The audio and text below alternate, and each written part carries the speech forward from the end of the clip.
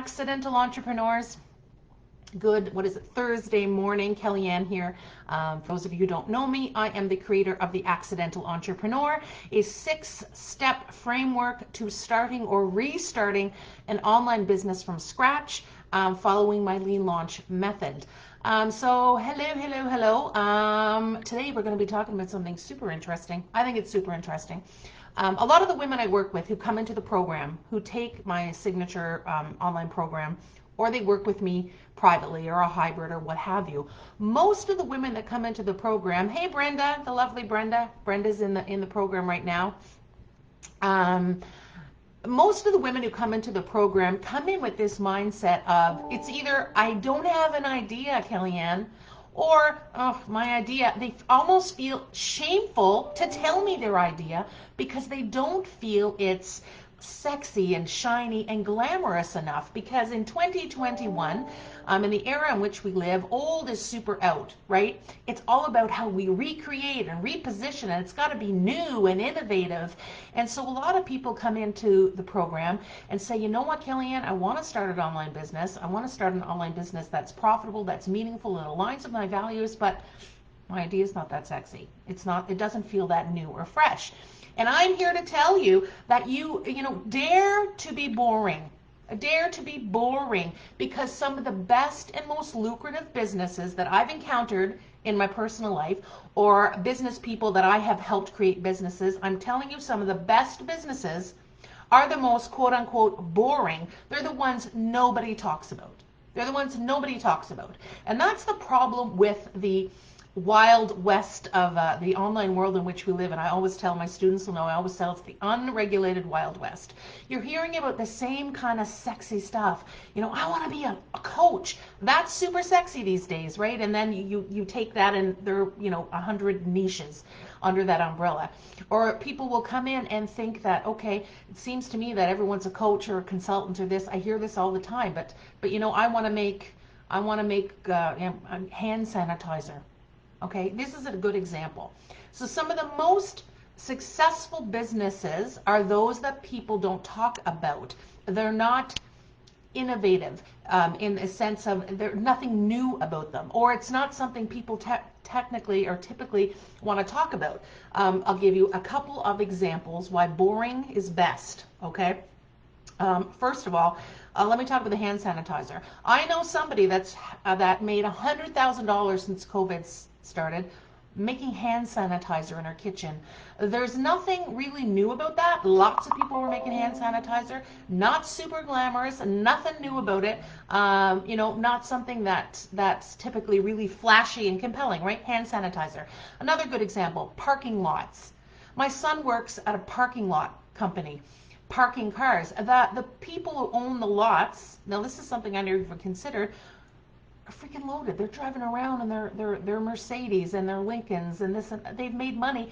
They bought an empty space next to some sort of a venue and created a parking lot experience. Okay, so not exactly glamorous and typically not something you're going to hear people talking about. The same with I know somebody who refurbishes and sells secondhand phones. Okay, you've probably seen these businesses. Lucrative. I talked about a lady that was that when I was at the nail salon, she just no experience, no populated resume, no business experience. She decided to become an appliance broker. So all of these businesses, okay, are not typically what you would say are shiny, sexy startups. Okay, right? Am I right? But there's, when we look at the recipe to start a business, nobody says it has to be new and innovative. What we say is your product, your service, what have you, your package, your offer needs to meet a need or solve a problem, right? So don't get in that mindset. And this is the stuff we tell ourselves, and this is how we give ourselves permission, okay, to not start or to give up or to fail. We start off from the premise of there's nothing new about what I'm going to offer. And if an example of that is, I don't know, funeral homes. Some of you know that I had a death in the family recently. My father-in-law passed away, God bless him. And you go to a funeral home, okay, and we all know funeral homes, the funeral industry, we know, but damn, it's lucrative. Okay? But you know, there's a funeral home on every corner. Hey, Kathy. Kathy, another awesome woman who's in the program with me right now. So dare to be boring. Dare to be boring. It's okay. There's a good chance that you haven't heard of some of the most successful businesses out there. I mentioned the funeral home. I mentioned the parking. I mentioned the appliance broker. I mentioned the hand sanitizer, the secondhand mobile phones. How about this? What about the person I know that just has made, I think, what she was telling me since May, she's made $50,000 selling templates online. Just templates. Everyone's selling templates, but okay. Kind of doesn't say there's nothing new about it. But because if, you know, there is competition and people are doing what you want to do, that's a good thing.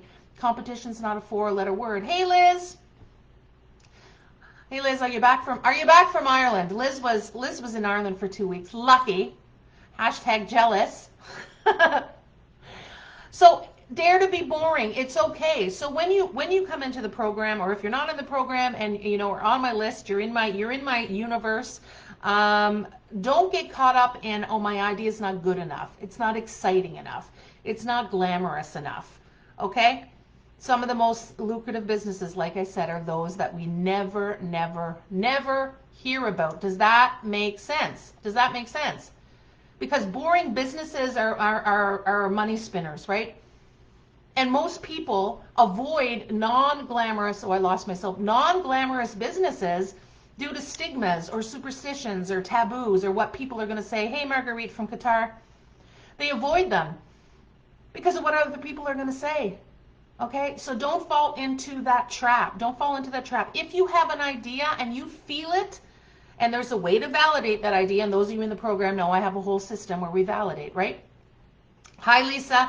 She says, great point. We always think because we're so close to it that it's boring. Yeah, exactly. Or we think just because it comes easily to us, or we've done it in the past, or you know it's something we do in our spare time, that we can't create a business idea around it. It comes too easily to us. It's not that exciting and cutting edge, right?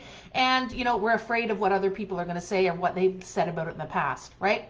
So it's so true. So dare to be boring. I love it. Tell me what you think about this idea. And for those of you watching it, if you have an idea, message me. I can tell you, as I've been around the block, okay, I can tell you if it stands a chance of a success, if you stand a chance of making money at it. Remember, you need to look at, can you put something out into the market right now based on what you know, okay, based on the skill set you have, or you can put something out into the market based on something you can learn quickly. So I often say my methodology is about FAST, fast. We get it out there imperfectly. We get paid to launch, right? One simple offer. And that offer can be something that 10 other people are doing, 100 other people are doing, maybe no one even thought to do it, okay? Look at the appliance broker story that I told you.